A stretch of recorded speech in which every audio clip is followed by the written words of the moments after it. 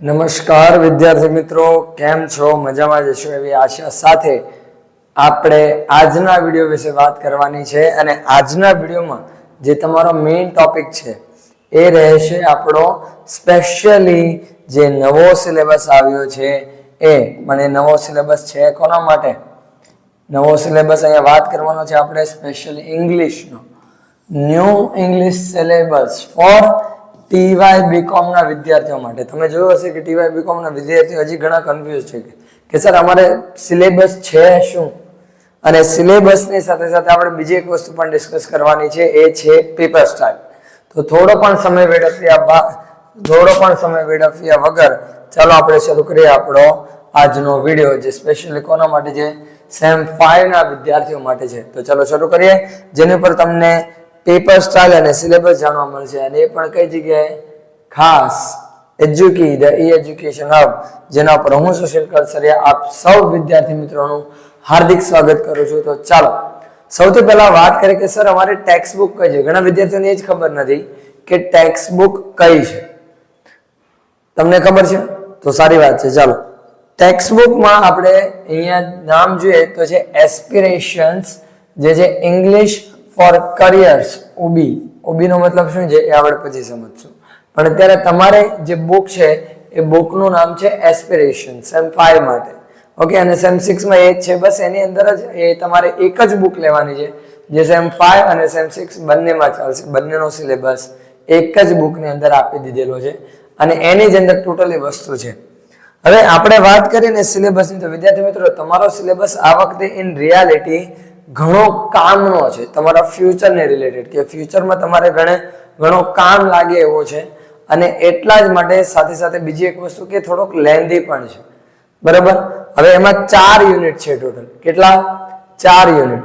આ 4 યુનિટની વાત કરીએ ને વિદ્યાર્થી મિત્રો, તો પહેલું યુનિટ આપણું જે છે એ રહેશે યુનિટ 1, જેની અંદર છે English four competitive examination. English ભાષા આપણે દરેક જગ્યાએ વાપરે છે ને આજના સમય પ્રમાણે તમે જોવા જાઓ તો કોમ્પિટિટિવ એક્ઝામિનેશનની અંદર જે ઇંગ્લિશ વપરાય છે એ ઘણા વિદ્યાર્થીઓ આમાંથી કદાચ તૈયારી કરતા પણ હશે, તો એમના માટે થોડુંક ટફ બને છે. એના વિશેનું છે. પછી આવે છે બીજું યુનિટ. ટોટલ 4 યુનિટ છે પણ આમ બે જ છે, 2A. બરાબર? એની અંદર છે ઇંગ્લિશ ફોર રિસર્ચ પર્પઝીસ. તમે કોઈ પણ માહિતી જે તમે રિસર્ચ કરવા માંગો છો, તમે માહિતીઓ વિશે જાણવા માંગો છો, કોઈ પણ ટોપિક વિશે એને ડિટેલમાં સમજવા માંગો છો, તો તમારે રિસર્ચ કરવી પડે. એની અંદર ઇંગ્લિશ કયા પ્રકારનો આવે છે, કઈ કઈ વસ્તુનું ધ્યાન રાખવામાં આવે છે, કયા પ્રકારે યુઝ થાય છે, એ ઇંગ્લિશ આપણે કઈ રીતે શીખી શકીએ, આ બધી જ વસ્તુ આપણે એની અંદર જાણવાની છે. પછી આવે છે યુનિટ 2B, જે કોન્ટેન્ટ રાઇટિંગ. અત્યારે બહુ જ સૌથી પોપ્યુલર જો કોઈ જરૂર હોય તો છે આ કોન્ટેન્ટ રાઇટિંગ. કારણ કે સોશિયલ મીડિયા અને તમે યુટ્યુબ પર બધે જુઓ તો કોન્ટેન્ટ રાઇટિંગની ડિમાન્ડ અપરંપાર છે. બરાબર? કે મતલબ અનહદ પ્રમાણમાં કોન્ટેન્ટ રાઇટિંગની, કોન્ટેન્ટ રાઇટર્સની ડિમાન્ડ છે. તો એ કોન્ટેન્ટ રાઇટિંગ શું છે, કઈ રીતે લખાય, કઈ વસ્તુનું ધ્યાન રખાય, એ આવશે યુનિટ 2B ની. અને ત્રીજું યુનિટ છે યુનિટ 2C, જે છે ઇંગ્લિશ ફોર એડવર્ટાઇઝિંગ. કોમર્સના સ્ટુડન્ટ છો તો એડવર્ટાઇઝિંગ તો ભાઈ આવવાની જ. બરાબર? તો એડવર્ટાઇઝિંગ કઈ રીતે કરાય એમાં તમે જોજો, નોર્મલી આપણે જે ઇંગ્લિશ બોલીએ અને એડવર્ટાઇઝમેન્ટની અંદર જે ઇંગ્લિશ વાપરવામાં આવતી એમાં ઘણો ડિફરન્સ હોય છે. તો એડવર્ટાઇઝિંગ કરતી વખતે આપણે કયા પ્રકારનું ઇંગ્લિશ વાપરવું, શબ્દ પર કઈ રીતે પકડ બનાવી, આ બધી વસ્તુ આવશે યુનિટ 2C ની અંદર. હવે આની અંદર આપણે જે ડિટેલ છે પોઈન્ટ, કે આની અંદર ઓકે યુનિટ 1 ની અંદર આ ઇંગ્લિશ પર કોમ્પિટિટિવ એક્ઝામિનેશન છે, એની અંદર કયા કયા પોઈન્ટ છે એના વિશે ચર્ચા કરીએ. તો સૌથી પહેલું છે unit 1 English four competitive examination, જેની અંદર 3 પોઈન્ટ છે. બરાબર? એક છે વોકેબ્યુલરી. આ વોકેબ્યુલરીનો મતલબ શું થાય? શબ્દકોશ, શબ્દ ભંડોળ આપણે જેને કહીએ છીએ, જેના કારણે આપણી ભાષા પર પકડ વધારે સ્ટ્રોંગ રહે. તમારો શબ્દ ભંડોળ વોકેબ્યુલરી જેટલી સ્ટ્રોંગ, જેટલા નવા શબ્દો વિશે તમને માહિતી હશે, એટલું જ તમારું ભાષા ઉપર પ્રભુત્વ વધારે હશે. સેકન્ડ છે ટેન્સીસ. બરાબર? કાળ આપણે ભણતા જ આવ્યા છીએ અને આમાં પણ ભણવાના જ છે. બરાબર સર? FY મનો આવ્યું, SY મનો આવ્યું, હવે આમાં કાળ લાવીને શું છે? યાદ કરો, FY SY તમારે કાળ તો હતા જ, પણ બસ ટોપિક એવો હતો કે જેમાં કાળ ઇનડાયરેક્ટલી જોડાયેલા હતા. બરાબર? એટલે ટેન્સીસ. અને પછી આવે છે પ્રિપોઝિશન. પ્રિપોઝિશન એટલે યાદ છે, ઇન, ઓન, નિયર, અંડર, બરાબર, આ બધા વગેરે વગેરે શું છે, બધા પ્રિપોઝિશન્સ કહેવાય. તો એ પ્રિપોઝિશન્સ પણ તમારે અહીંયા પૂછાશે, મતલબ એ તમારે ક્વેશ્ચનમાં પણ આવશે, એ આપણે આગળ જોઈશું પેપર સ્ટાઇલમાં. યુનિટ 2 એ જે રિસર્ચ પર્પઝથી જે ઇંગ્લિશ શીખવાડવામાં આવે છે કે ઇંગ્લિશ શીખવું જરૂરી છે એના વિશે અહીંયા આપણને કીધેલું છે. એની અંદર પાછા છે 4 પોઈન્ટ. હવે આ 4 પોઈન્ટ કયા છે? તો કે પહેલું છે રિસર્ચ રાઇટિંગ, કે રિસર્ચ કઈ રીતે લખાય, જે નેચર એન્ડ કન્વેન્શન્સ, કે ભાઈ રિસર્ચ શું છે, રિસર્ચ રાઇટિંગ કઈ રીતે લખાય, કયા પોઈન્ટોને ધ્યાનમાં રાખવામાં છે, કઈ રીતે એ આપણી ઇંગ્લિશ લેંગ્વેજ રિસર્ચ રાઇટિંગની અંદર વધારે ઉપયોગી છે, મેથડ શું છે. પછી આવે છે રિસર્ચ પ્રપોઝલ ફોર્મેટ. આ તમારે ખાસ કરીને જે બેચલર પછી માસ્ટર્સ કરીને જે પીએચડી કરવાનું વિચારતા હોય ને એના માટે બહુ ઇમ્પોર્ટન્ટ પોઈન્ટ છે આ રિસર્ચ વાળો. કારણ કે તમારે પીએચડીમાં રિસર્ચ જ કરવાનું છે, પણ પીએચડીમાં એડમિશન લેતા પહેલા પણ તમારે રિસર્ચ પ્રપોઝલ આપવું પડે. તે કઈ રીતે છે એનું ફોર્મેટ આપણને અહીંયા આપેલું છે. પછી આવે છે strategies for writing effective research proposal, કે એક ઇફેક્ટિવ, અસરકારક, સારું રિસર્ચ પ્રપોઝલ લખતી વખતે આપણે કઈ કઈ સ્ટ્રેટેજીસ કયા પ્રમાણે લખીએ, તો કઈ વસ્તુનું ધ્યાન રાખીને લખીએ તો રિસર્ચ પ્રપોઝલ આપણું બીજા કરતા અલગ અને પ્લસ ઇફેક્ટિવ લાગશે, એના વિશે. અને last format of research paper. જો આપણે મેઇન આ છે કે જે આ રિસર્ચ પ્રપોઝલ પરથી સ્ટાર્ટ થાય અને એન્ડ થાય, મેઇન પોઈન્ટ પર એ છે રિસર્ચ પેપર, કે રિસર્ચ પેપર કઈ રીતે લખાય, એનું ફોર્મેટ શું છે, પહેલા કઈ વસ્તુ હોવી જોઈએ, કે પછી કઈ વસ્તુ હોવી જોઈએ, કઈ ડિટેલ, કઈ માહિતી ક્યાં હોવી જોઈએ, એ એની અંદર આવશે. પછી આવે છે યુનિટ 2B. યુનિટ 2B એટલે કે કોન્ટેન્ટ રાઇટિંગ. આ કોન્ટેન્ટ રાઇટિંગ છે ને બહુ ઇમ્પોર્ટન્ટ છે, એ 3 ભાગમાં વહેંચાયેલું છે. પછી છે writing blog post and online articles. તમે પેલો ગૂગલમાં જોજો, ઘણી વાર એવું હોય, નીચે લખાઈને એવું હોય, પોસ્ટ હોય, એની પર ક્લિક કરો એટલે આખો આર્ટિકલ ખુલે, ડિટેલ ઇન્ફોર્મેશન રિટર્ન ફોર્મમાં. એને કહેવાય બ્લોગ સ્પોટ, અથવા ખાલી બ્લોગ તરીકે પણ ઓળખવામાં આવે છે. અને ઘણા લોકો આર્ટિકલ પણ તરીકે પણ ઓળખે છે, પણ હકીકતમાં ઇન રિયાલિટી આર્ટિકલ બ્લોગ કરતા થોડુંક ડિફરન્ટ છે. બંને રિટર્ન ફોર્મમાં જ ઓનલાઈન જ હોય છે, બરાબર, છતાં કે જેના દ્વારા આપણે માહિતીઓ મેળવે છે.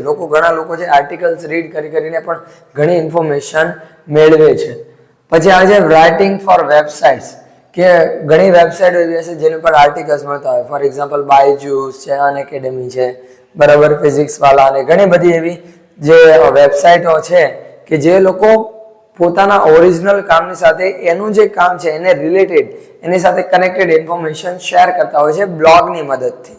તો એ વેબસાઇટ પર કઈ રીતે લખાય, એ વેબસાઇટો વિશે કઈ રીતે લખવું, એના માટે કઈ રીતે લખવું. પછી આજે writing four social media platforms, કે ઇન્સ્ટાગ્રામ છે, યુટ્યુબ છે, ફેસબુક છે, બરાબર, વોટ્સઅપ છે, ટ્વિટર, જેને આપણે અત્યારે એક્સ કહીએ છીએ, બરાબર, એ બધી જ ઇન્ફોર્મેશન સોશિયલ મીડિયા પ્લેટફોર્મ્સ ઉપર તમે જે કોઈ પણ ઇન્ફોર્મેશન કે કોન્ટેન્ટ આપો છો, તો કોન્ટેન્ટ તમારો કઈ રીતે દેખાવો જોઈએ, કેવો હોવો જોઈએ, કઈ વસ્તુનું ધ્યાન આપવું જોઈએ, એ આની અંદર આવશે. અને એની પછી આવે છે આપણો લાસ્ટ યુનિટ, જે છે unit 2C, English four advertising. Advertising કરતી વખતે તમારે ઇંગ્લિશનો યુઝ કઈ રીતે પ્રોપર વેમાં કરવો જેથી કરીને એડવર્ટાઇઝિંગ વધારે ઇફેક્ટિવ લાગે. એના પણ અમુક એક્ઝામ્પલ આપણે જોશું, બરોબર. અને એની સાથે આવે છે રાઇટિંગ ન્યૂઝપેપર એડવર્ટાઇઝમેન્ટ, કે ન્યૂઝપેપરની અંદર એડવર્ટાઇઝમેન્ટ તમારે કઈ રીતે લખવી. એ ન્યૂઝપેપર આપણે વાંચતા હોય છે તો એની અંદર એડવર્ટાઇઝમેન્ટનો ફોર્મેટ આપણને આપેલો, એડવર્ટાઇઝમેન્ટ તમે જુઓ તો કઈ રીતે લખાય, એના શબ્દો જે આખા અલગ હોય, ડિફરન્ટ હોય, ઇંગ્લિશમાં લખાયેલું હોય. પછી writing television and radio advertisement, કે રેડિયો પર એડવર્ટાઇઝમેન્ટ આપતી વખતે તમારે કઈ રીતે લખાય, કઈ વસ્તુનું ધ્યાન રખાય. ટીવી પર લખતી વખતે, ટીવીમાં જે એડવર્ટાઇઝમેન્ટ આવવાની છે એના વિશે લખતી વખતે કે એ એડવર્ટાઇઝમેન્ટ બનાવવા માટે કઈ રીતે લખાય, આ બધી વસ્તુઓ એની અંદર આવશે. પછી આ છે writing internet advertisement. Internet advertisement એટલે તમે કોઈ પણ વેબસાઇટ ઓપન કરો છો, એપ્લિકેશન ઓપન કરો છો, તો ઇન્ટરનેટ પર સીધો એક આર્ટિકલ ખુલી જાય છે અને એની પર એડવર્ટાઇઝમેન્ટ આવે છે. ઇન્ટરનેટ થ્રુ એડવર્ટાઇઝમેન્ટ કરવામાં આવે છે, એને કહેવાય બેઝિકલી ઇન્ટરનેટ એડવર્ટાઇઝમેન્ટ. તો એ કઈ રીતે લખાય, આ ટોટલી વસ્તુ આપણે આની અંદર આવશે. તો આ હતા આપણા 4 યુનિટ, બરાબર. હવે વાત કરીએ તમારી પેપર સ્ટાઇલની. તો તમારો પેપર ટોટલ રહેશે 25 માર્ક્સ. કેટલા? 25 માર્ક્સ. બરાબર. અને આ જે 25 માર્ક્સનું પેપર છે ને, બરાબર, આ 25 માર્ક્સના પેપરમાં ટોટલ તમારે પૂછાય છે 4 ક્વેશ્ચન. આમ 2 છે મેઇન, પણ એની અંદર પાછા તમે જોવા જાવ ને તો બીજા ટોટલ થઈને 4 પ્રકારના પ્રશ્નો થાય. એક તો 10 MCQ છે યુનિટ 1 માંથી, મતલબ આપણે પેલું આવ્યું ને કોમ્પિટિટિવ એક્ઝામ વાળું, એમાં વોકેબ્યુલરી, ટેન્સ અને પ્રિપોઝિશન, એના બેઝ પર કે અહીંયા કયું પ્રિપોઝિશન વપરાય છે, આ શબ્દોનો મિનિંગ જણાવો, કયા પ્રકારનો શબ્દ છે, આ બધું. એ ટોટલ 10 માર્ક્સ, બરાબર. પછી આવે છે બીજું 2A. એની ક્વેશ્ચન નંબર 2 ની અંદર 3 પાર્ટ પાડેલા છે, A, B અને C. તો એના પ્રમાણે 2A, theoretical questions from exercise to be answered in about 150 words from unit 2A. બરાબર. 2 આપેલા હશે, એમાંથી એક લખવાના, એકના 5 માર્ક્સ. મતલબ તમારે આપણે જેમ ઇકો BA માં અને બધામાં ક્વેશ્ચનના આન્સર આપો છો ને, બસ એવી જ રીતે યુનિટ 2A ની અંદર જે થિયરીઝ આપેલી છે એના બેઝ ઉપર ક્વેશ્ચન પૂછશે. તમારે કેમ ઇકોની અંદર કોઈ ટોપિક છે, પાઠ છે, તો પાઠના રિલેટેડ એનામાંથી ક્વેશ્ચન આવે છે, સેમ એ જ રીતે એ થિયરિકલ ઇન્ફોર્મેશન, થિયરિકલ ડેટાના બેઝ ઉપર તમને ક્વેશ્ચન પૂછેલા હશે 2, એમાંથી તમારે એક ફરજિયાત લખવાનું 150 શબ્દો, બરાબર, જે 5 માર્ક્સમાં પૂછાય.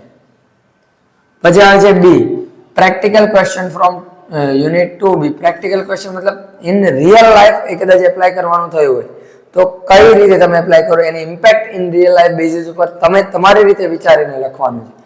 એમાં પણ 2 ક્વેશ્ચન, એક લખવાનો 5 માર્ક્સમાં.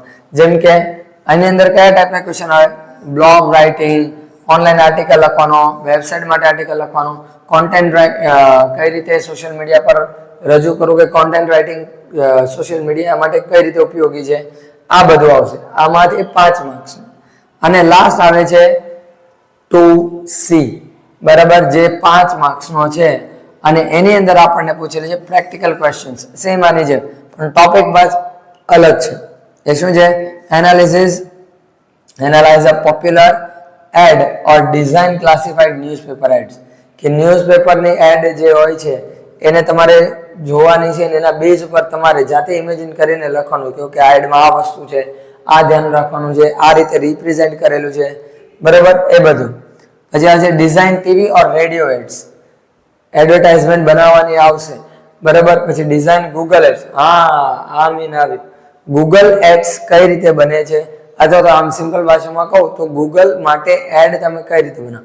આપણે વિડીયોને એની વાત નથી થતી, રિટર્ન ફોર્મમાં પણ એડવર્ટાઇઝમેન્ટ હોય છે, બરાબર. તો એમાં કઈ રીતે ધ્યાન રાખવાનું. પછી ફેસબુક એડ્સ કઈ રીતે, જો આ બધું તમારે ભવિષ્યમાં કદાચ તમે બિઝનેસ કરવા માંગો છો તો તમારા માટે બહુ જ ઇમ્પોર્ટન્ટ વસ્તુઓ છે જે આપણે ક્યાંક ને ક્યાંક મોસ્ટલી કામ લાગવાની છે.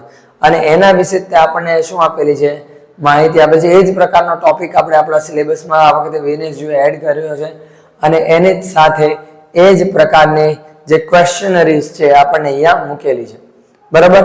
તો આ હતો આપણો ટોટલ 25 માર્ક્સનું જે ઇંગ્લિશ પૂછાય છે એનો સિલેબસ, જે નવો સિલેબસ છે કમ્પ્લીટલી. અને એની સાથે સાથે છે કે એની પેપર સ્ટાઇલ, કે 25 માર્ક્સનું ઇંગ્લિશ છે તો કયો ટાઈપનો ક્વેશ્ચન આવશે, શું આવશે, આ બધી ઇન્ફોર્મેશન આપણે અહીંયા જોઈ. તો આ વિડીયોમાં એટલું જ. હવે મળીશું આપણે વિદ્યાર્થી મિત્રો નેક્સ્ટ વિડીયો લેક્ચરની અંદર. ત્યાં સુધી enough for today and have a really great day and thank you very much to watch the full video. Thank you very much. આ વિડીયોને તમારા મિત્ર સુધી જરૂરથી પહોંચાડજો.